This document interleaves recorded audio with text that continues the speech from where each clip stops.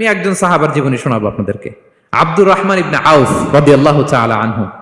10 জন জান্নাতের দুনিয়াতে বসে যে 10 জন সাহাবা জান্নাতের সুসংবাদ পেয়েছেন তাদের মধ্যে একজন, আলহামদুলিল্লাহ বলেন। আব্দুর রহমান ইবনে আউফ রাদিয়াল্লাহু তাআলা আনহু প্রথম 8 জন মক্কায় যারা কালিমা পড়ে মুসলমান হয়েছে তাদের একজন। তার স্ট্যাটাসটাকে জেনে নেন। তো তিনি যখন মক্কা থেকে হিজরত করে মদিনায় গেলেন, মনে রাখবেন মক্কা থেকে যে সাহাবারা বাড়ি ঘর ছেড়ে হিজরত করেছে তাদেরকে বলে মহাজির, মানে হিজরতকারী সাহাবা। আর মদিনাতে যে সমস্ত সাহাবারা তাদেরকে রিসিভ করেছেন তাদেরকে বলে আল আনসার, মানে সাহায্যকারী সাহাবা।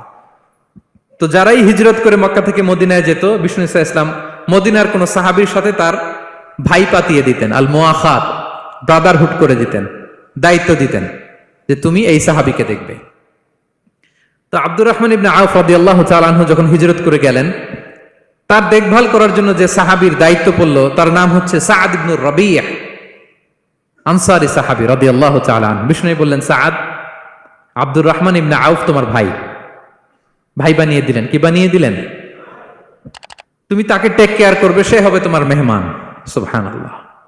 সাআদ ইবনে রাবি রাদিয়াল্লাহু তাআলা আনহু তিনি আব্দুর রহমান ইবনে আউফকে ডেকে নিয়ে গেলেন, ঘরে নিয়ে গেলেন মেহমানকে, এবং বললেন, ইয়া সাআদ ইন্নী আকসারুল আনসারি মালান। হে সাআদ, তুমি চিন্তা করো না, তুমি মনে করো না যে তোমার ভরণ পোষণ দিতে আমার কষ্ট হবে।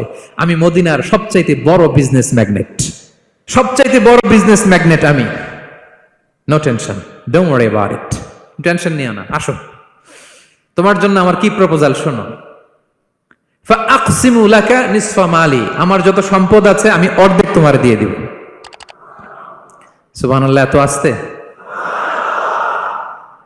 আপনার বাড়িতে কেউ মেহমান হলে করতে পারবেন এরকম? আল্লাহ, কেমন প্রেরণার বাতিঘর তারা। ফাআকসিমু নিসফা মালি, হে আব্দুর রহমান ইবনে আউফ, আমার অর্ধেক সম্পদ তোমারে দিয়ে দিব। এখানেই শেষ না, এরপর বলতে লাগলেন, আমার অনেকগুলো স্ত্রী আছে, তুমি কোথায় যে মেয়ে খুঁজবা, প্রস্তাব দিবা, এত ঝামেলার দরকার নাই। আমার কোন স্ত্রীকে তোমার ভালো লাগে বলো, তার যদি তোমাকে ভালো লাগে তাহলে প্রয়োজনে তাকে আমি ডিভোর্স দিয়ে দিব, তাকে নিয়ে তুমি সুখের সংসার করবা। আল্লাহু আকবার, আল্লাহু আকবার। অর্ধেক সম্পদ দিয়ে দিব, আমার একাধিক স্ত্রী আছে, কাউকে যদি তোমার পছন্দ হয় এবং সেও যদি তোমাকে পছন্দ করে প্রয়োজনে তাকে ডিভোর্স দিব। New life, new career, just go on. আমরা এই সুযোগ পেলে কি করতাম? সাথে সাথে অর্ধেক সম্পদ নিয়ে নিতাম, ঠিক কিনা? আব্দুর রহমান ইবনে আউফ প্রেরণার বাতিঘর। উনি কি করলেন? উনি বললেন, লা হাজাতা লি ফি যালিক। আমার ভাই, তুমি যে বলছো সাআদ ইবনে রাবি, তুমি যে এত চমৎকার প্রপোজাল দিয়েছো, এতেই আমি খুশি, তোমার কোনো কিছুর আমার দরকার নাই। বারাকাল্লাহু লাকা ফি আহলিকা ওয়া মালিক, আল্লাহ তোমার সম্পদে বরকত দেখ, আল্লাহ তোমার পরিবারেও বরকত দেখ। তবে একটা কষ্ট করতে হবে, সেটা কি? আব্দুর রহমান ইবনে আউফ বললেন, দুল্লানি ইলা সুক, just show me the way to market. মদিনার বাজারটা কোথায় এটা একটু দেখায় দাও। আমি নতুন মানুষ, পথঘাট চিনি না। দুল্লানি ইলা সুক, just show me the way to market of Medina. মদিনার বাজারটা কোন রাস্তা একটু দেখায় দাও। আল্লাহু আকবার। সাআদ ইবনে রাবি বললেন, এই তো মদিনার বাজার। উনি যে কিছু ঘি কিনলেন, পনির কিনলেন, কিনে বিক্রি করলেন, প্রফিট করলেন। ওই প্রফিট দিয়ে আরো বেশি করে কিনলেন, আবার বিক্রি করলেন, প্রফিট, আবার বিক্রি করলেন, প্রফিট। এই কেনা বেচা করতে করতে 1-2 মাসের মধ্যে উনি মদিনার one of the biggest business magnate হয়ে গেলেন। আল্লাহু আকবার। কি হাড় ভাঙ্গা পরিশ্রমই না তারা করেছেন।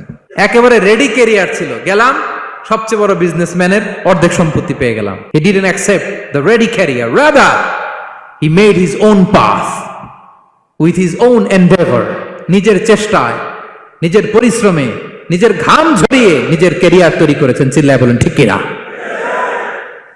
This is the biography of Abdul Rahman ibn Auf radiyallahu ta'ala anhu.